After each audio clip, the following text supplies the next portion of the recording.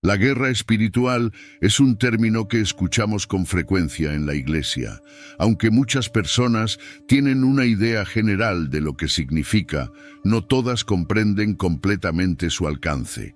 Por esta razón, a menudo no se dan cuenta de que han estado involucradas en numerosas batallas espirituales a lo largo de sus vidas.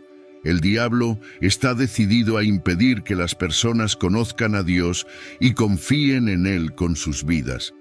Las tácticas del enemigo varían dependiendo de si alguien ya es cristiano o no, pero su objetivo final es siempre el mismo: evitar que las personas experimenten el amor de Dios. Permítanme aclarar algo para todos los que están escuchando. La guerra espiritual no es algo que debamos temer, porque la batalla le pertenece al Señor. Esta guerra no es algo que luchamos por nuestra cuenta.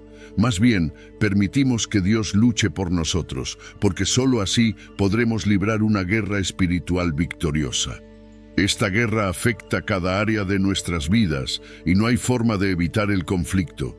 Muchos cristianos ni siquiera saben que están en guerra, pero otros pueden ver los resultados de la batalla en sus vidas porque han sido víctimas de la guerra espiritual.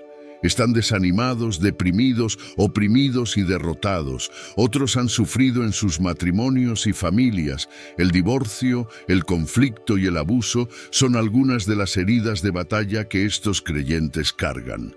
Permítanme darles una perspectiva sobre la estrategia del enemigo en la guerra espiritual. Hay 4 cosas que el enemigo busca lograr cuando ataca a los creyentes: desanimar, distraer, provocar descontento y sembrar discordia. Permítanme explicar. El enemigo busca desanimarte en tu fe, distraerte de tu llamado mediante placeres mundanos y todo tipo de tentaciones, provocar descontento en tu vida física y finalmente sembrar discordia entre tú y otros creyentes para interrumpir la unidad del Evangelio. Ahora, aquí está cómo se obtiene la victoria. La Biblia nos dice que Jesús frecuentemente se retiraba a lugares solitarios para orar. Es importante que tomemos tiempo regularmente para estar a solas con Dios, preferiblemente en un lugar libre de distracciones. Jesús quería dar toda su atención a Dios y pasar tiempo con su Padre Celestial. Si incluso Jesús, quien es Dios, necesitaba retirarse de las multitudes y de sus amigos para estar a solas con Dios, ¿cuánto más necesitamos hacer lo mismo sus seguidores? La oración es una arma poderosa en la guerra espiritual. Orar es entregar tus batallas a Dios y pedirle que entre en la batalla por ti. Segunda de Corintios, capítulo 10, versículos del 3 al 6, nos dice que aunque vivimos en la carne, no luchamos según la carne. Pues las armas de nuestra milicia no son carnales, sino poderosas en Dios para derribar fortalezas, destruyendo argumentos y toda altivez que se levanta contra el conocimiento de Dios, llevando cautivo todo pensamiento a la obediencia de Cristo y estando listos para castigar toda desobediencia cuando vuestra obediencia sea completa. El versículo 5 nos dice que llevemos cautivo todo pensamiento a la obediencia de Cristo. Esto significa que cada pensamiento en tu vida debe ser restringido, debe estar bajo el dominio de Jesucristo, santos de Dios. El campo de batalla es la mente, y por eso debemos ser diligentes con lo que ocurre entre nuestras orejas. Debes estar alerta, no le des al diablo un lugar en tu mesa, no le concedas ni un centímetro. Cierra cada puerta, sella cada punto de entrada potencial para el diablo. Y esto implica no dar espacio a nada que no sea de Dios en tu vida, porque esto le daría lugar al ladrón, el diablo. Te animo a asegurarte de que tu alarma espiritual esté siempre activada, que estés siempre sensible a la voz de Dios, al consejo y a la guía del Espíritu Santo.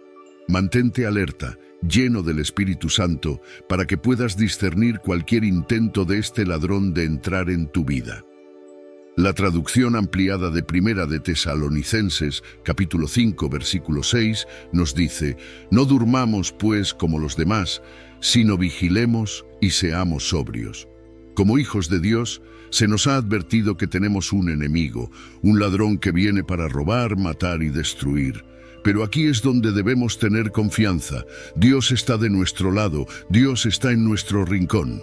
El Salmo 46, versículo 1 dice: Dios es nuestro refugio y fortaleza, socorro bien presente en la angustia. Y el Salmo 121, versículos 1 y 2, va más allá al afirmar: Elevo mis ojos a los montes, ¿de dónde vendrá mi socorro? Mi socorro viene del Señor, que hizo los cielos y la tierra. Entonces, la Biblia nos ofrece muchas razones para no temer a este ladrón. No hay motivo para temerlo, aunque venga solo para destruir. Podemos clamar al nombre de Jesús, estamos seguros, porque mientras tengamos a Dios a nuestro lado, en nuestros corazones y en nuestro rincón, Él será fiel en guardarnos. No permitirá que tu pie resbale. Él te preservará de todo mal, preservará tu alma donde quiera que vayas. Y a pesar de todas estas promesas que tenemos de parte de Dios, creo que siempre debemos estar preparados para la venida de este ladrón sobre el cual hemos sido advertidos. Por esta razón, la Biblia nos exhorta repetidamente a ser sobrios, vigilantes y atentos. Entonces, ¿qué haces cuando eres advertido de que un ladrón está por venir? ¿Qué haces cuando sabes que tienes un enemigo determinado a entrar en tu casa para robar, matar y destruir? Pues bien, organizas tu casa. Como hijos de Dios, necesitamos estar en guardia, porque eso es exactamente lo que el enemigo desea. Quiere robar tu alegría, robar tu lealtad al Señor. Él quiere que te concentres en todas esas cosas mundanas, en cosas que no contribuyen a tu relación con Dios. Y si logra robar tu atención, me atrevo a decir que también logrará robar tu afecto. Si Él consigue que pierdas el enfoque en tu camino con Cristo, el tiempo pasará, y antes de que te des cuenta, ya no tendrás una relación personal con Jesucristo, y antes de que te des cuenta, estarás ante el tribunal de Cristo. Por lo tanto, mientras aún tienes tiempo, haz una autorreflexión. Mientras aún tienes tiempo, prepárate para este ladrón. Haz un inventario, realiza una evaluación de riesgo en tu vida. ¿Qué está consumiendo tu tiempo? ¿Quién está consumiendo tu tiempo?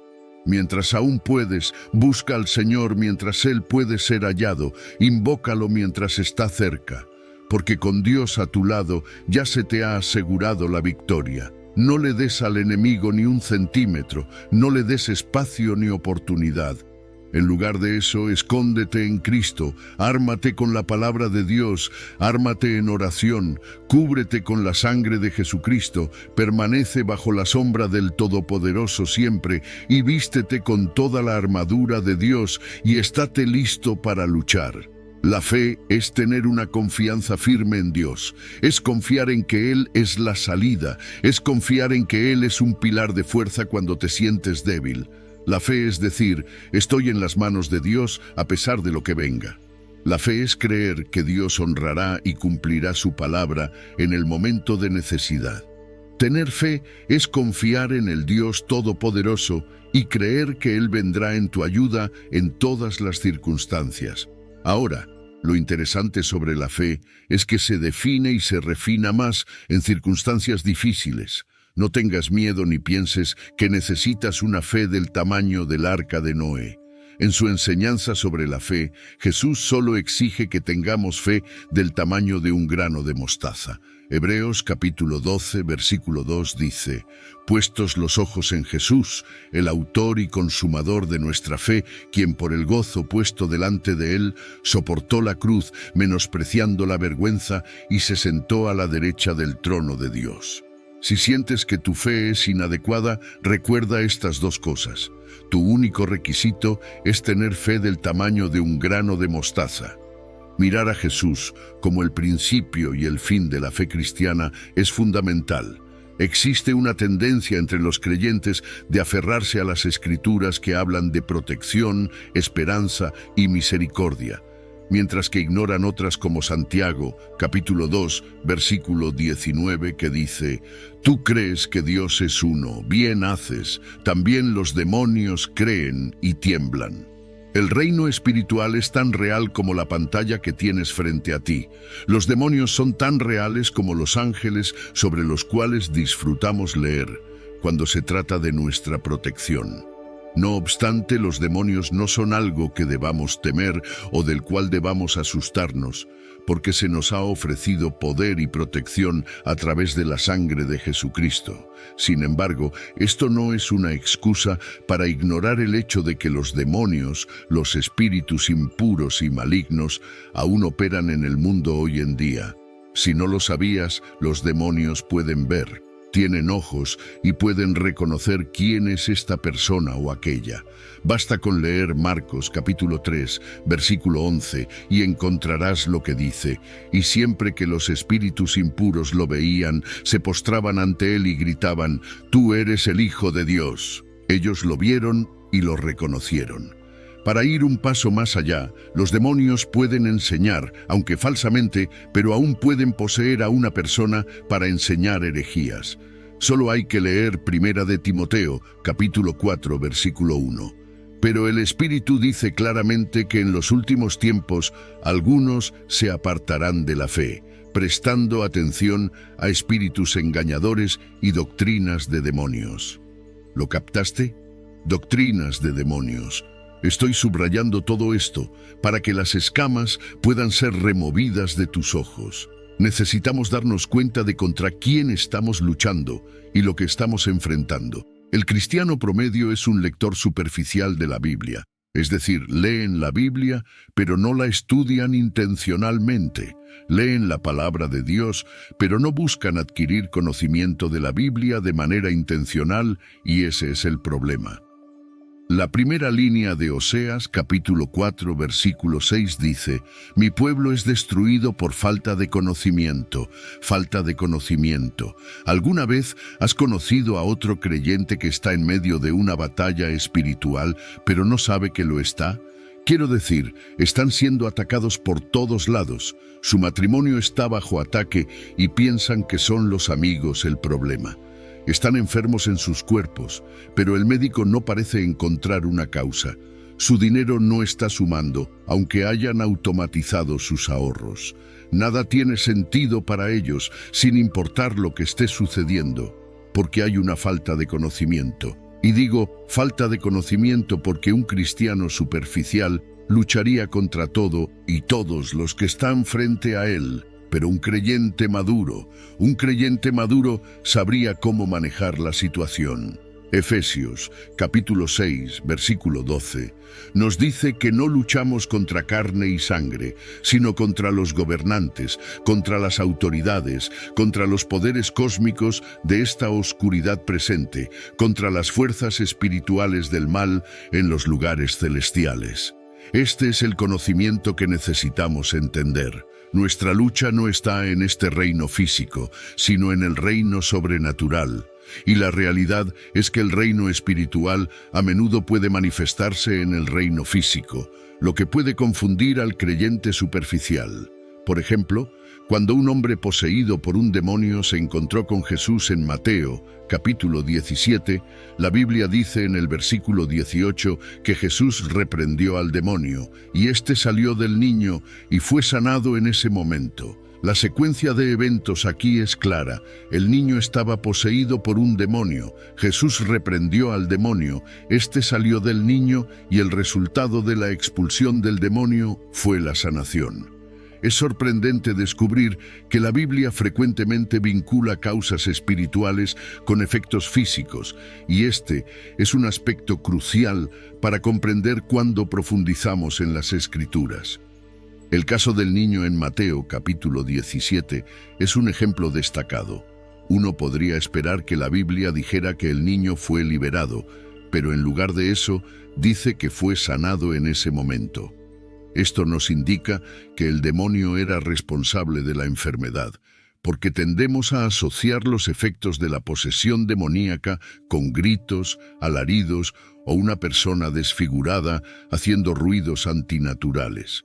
Pero en este caso, el resultado de que el niño estuviera poseído por un demonio fue la enfermedad. Si volvemos a Mateo, capítulo 17, versículo 15, el padre del niño dijo a Jesús: «Señor, ten misericordia de mi hijo, porque tiene convulsiones y sufre mucho. Con frecuencia cae en el fuego o en el agua». Esta descripción revela que las manifestaciones de la actividad demoníaca no siempre son tan dramáticas como se retratan en las películas. Pueden ser más sutiles, afectando la salud y el comportamiento de maneras que son fácilmente ignoradas o malinterpretadas. Aquí, la enfermedad del niño surgió como resultado de la posesión demoníaca, y es por eso que cuando Jesús reprendió al demonio, el niño fue instantáneamente sanado. Esto nos lleva a considerar que algunas enfermedades y dolencias pueden no tener cura médica porque su raíz es espiritual. Cuando los médicos no pueden encontrar la causa o explicar cómo o por qué algo está ocurriendo, esto puede ser una indicación de influencia espiritual. La solución a menudo se reduce a una falta de conocimiento, específicamente a una falta de comprensión de que nuestras batallas no son solo contra carne y sangre, sino contra fuerzas en el reino espiritual. Como creyentes, necesitamos ser personas de oración, pero es especialmente crucial que no nos falte conocimiento. La Biblia subraya esta importancia en Mateo capítulo 10, versículo 1, donde dice: «Y llamando a sus 12 discípulos, les dio autoridad sobre los espíritus inmundos para expulsarlos y para sanar toda enfermedad y toda dolencia». Este pasaje enfatiza que nosotros también hemos recibido autoridad sobre los espíritus inmundos. El Espíritu Santo nos capacita para expulsarlos y para alcanzar la victoria en nuestras vidas. Esta autoridad incluye abordar las raíces espirituales de los problemas físicos, lo que refuerza la necesidad de discernimiento espiritual y conocimiento en nuestro caminar con Cristo. Ante estas enseñanzas, es esencial que nos sumerjamos en la comprensión y el ejercicio de nuestra fe, reconociendo la realidad del mundo espiritual que nos rodea. Como seguidores de Cristo, somos llamados a estar vigilantes y equipados, no solo con conocimiento, sino con una fe activa que nos capacita para superar las adversidades espirituales. Que busquemos a Dios con sinceridad, profundizando en las Escrituras y en la oración, fortaleciendo nuestro espíritu para discernir y vencer las batallas que se nos presentan, no con temor, sino con la autoridad y el poder que nos han sido conferidos por la sangre de Jesús. Así permaneceremos firmes, no solo sobreviviendo, sino triunfando en nuestra jornada espiritual para la gloria de Dios y para nuestro crecimiento en Cristo. Hoy, si nunca has dado la espalda a este mundo impío y a esta generación perversa, si nunca has salido y hecho un compromiso con Jesús, quiero darte la oportunidad de hacerlo. No caigas en la trampa del diablo. Sálvate de esta generación malvada.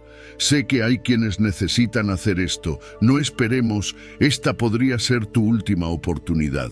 ¿Quieres escapar de la ira de Dios y de los juicios que están cayendo sobre una nación que rechaza a Cristo? Comenta aquí abajo: te acepto, Señor Jesús, como mi único y suficiente Señor y Salvador de mi vida. Hasta la próxima.